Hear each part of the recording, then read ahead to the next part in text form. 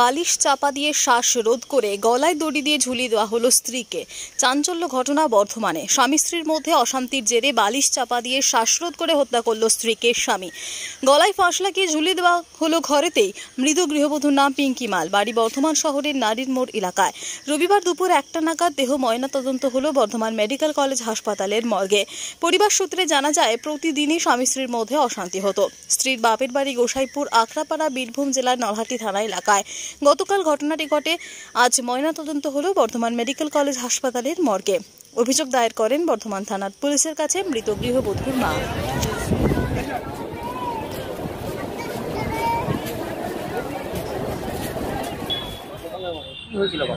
ওদের স্বামী স্ত্রী ঝগড়া করতো প্রতিদিন। হ্যাঁ, মানে বারবার। আমার মেয়ে সংসার ছেড়ে যেতে চায় না, বাড়িতে কোনোদিন জানায়নি। হ্যাঁ, ঝগড়া করতে পারছে। ছেলে তো পাশের বাড়িতে ফোন করে বলতো যে দাদা দিদা আমার মাকে মারছে, তোমরা এসো। হ্যাঁ, ও সেটা ওরা অশান্তি করতো স্বামী স্ত্রীতে। না, নিয়ে আসতাম, আমরা নিয়ে যেতে আসতাম, বুঝাতাম মেয়েকে জামাইকে, আবার বুঝতো, আসতাম, তখন সব সমস্যা মিটে যেত।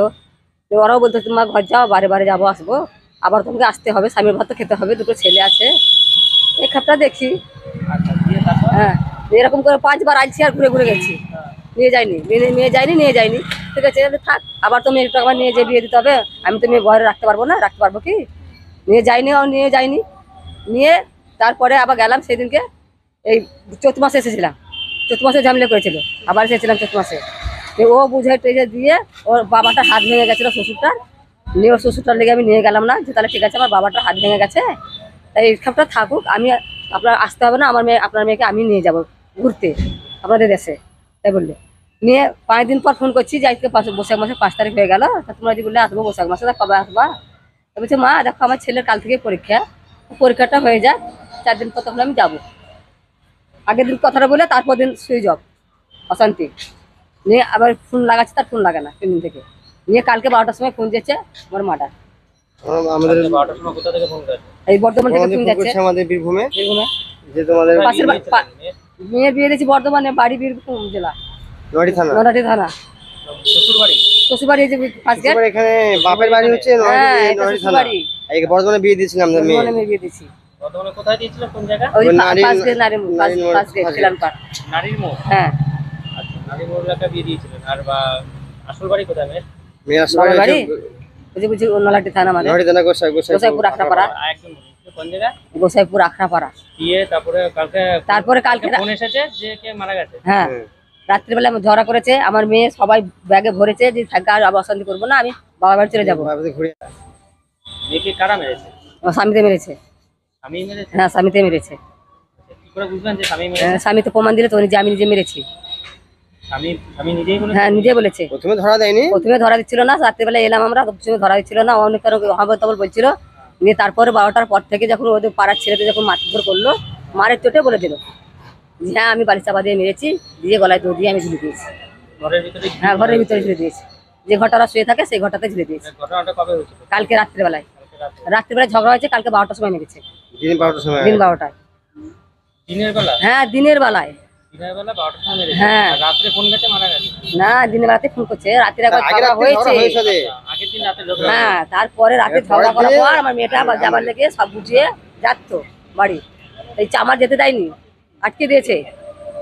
নিয়ে আটকার পর বালিশ চাপা দিয়ে মেরেছে। ও নিজেই প্রমাণ করেছে যে আমি বালিশ চাপা দিয়ে মেরেছি। মারার পর গলায় দড়ি দিয়ে ঝুলে দিয়েছে। কালকে দিনের বেলায় মেরে দিয়েছে? হ্যাঁ, কালকে দিনের বেলায়। বড় ছেলেটা স্কুল গেছিল, ছোট ছেলেটা দেখেছে, ছোট ছেলেটা সব বললে। আপনার কি অভিযোগ জানিয়েছেন? হ্যাঁ, সবাই জানাইছে। এই থানায়। কোন থানায়? বর্ধমান থানায়। কি নাম আপনার? আমার নাম অর্চনা মাল। আচ্ছা, যে মারা গেছে তার নাম? পিঙ্কি মাল। পিঙ্কি মাল? হ্যাঁ, এটা আমার মেয়ে। আপনার মেয়ে বয়স কত? 3 বছর। পিঙ্কি মালের বাড়ি কোথায়? আসল বাড়ি? আসল বাড়ি হচ্ছে গোসাইপুর আখড়াপাড়া।